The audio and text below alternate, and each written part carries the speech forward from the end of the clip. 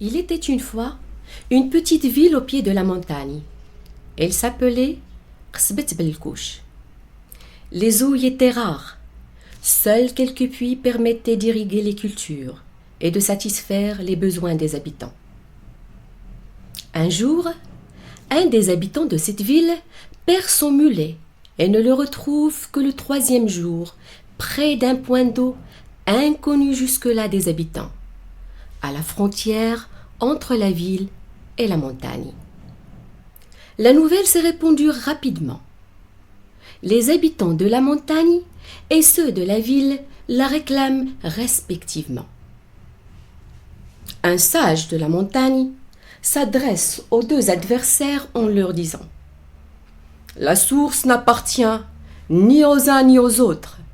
Elle est au mulet qui l'a découverte.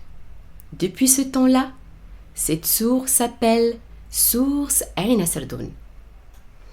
Les eaux de la source sont réparties équitablement entre 3 communautés, Oulad Hamdan, Oulad Saïd et Mrila.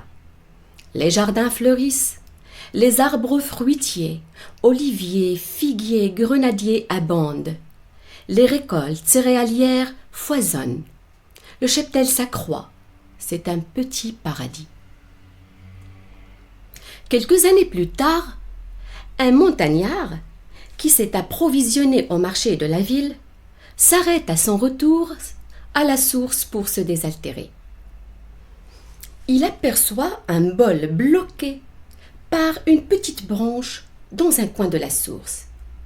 À sa grande surprise, il reconnaît son pot. Comment est-il arrivé jusque-là ? Se demande-t-il. Une fois chez lui, il demande à sa femme de lui donner à boire dans le bol. Sa femme lui avoue l'avoir perdu dans la petite source du village en lavant la laine. Le mari se rend auprès de la source. « J'ai compris, se dit-il.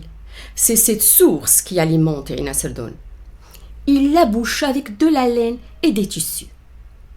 La source Ain Sardoun tarit. C'est l'été. Les jardins, les vergers, les cultures meurent. Les animaux périssent, les maladies se répandent, les enfants et les vieillards meurent. Seuls des puits à moitié vides aident la ville à survivre. Le montagnard se présente à eux et leur promet de faire revenir l'eau à la source s'ils lui offrent un couffin rempli de pièces d'argent. Ils acceptent, mais demandent un délai de 5 jours pour pouvoir ramasser la somme. Ils débouchent alors la petite source après avoir reçu l'argent.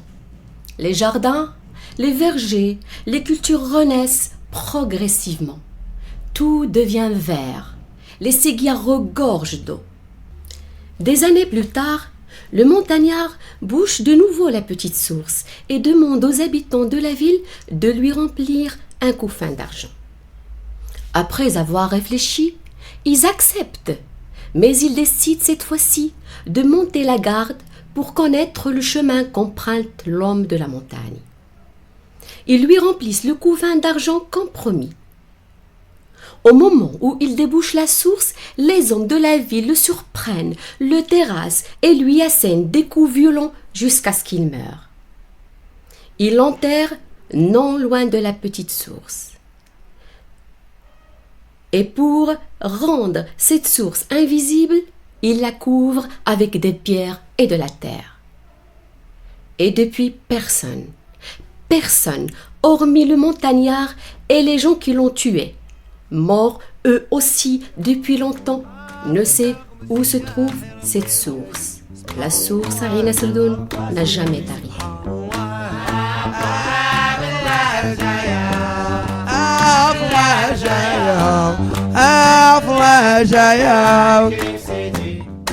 وي بالو العلامات بالو العلامات بالو العلامات ما لقيت صبرا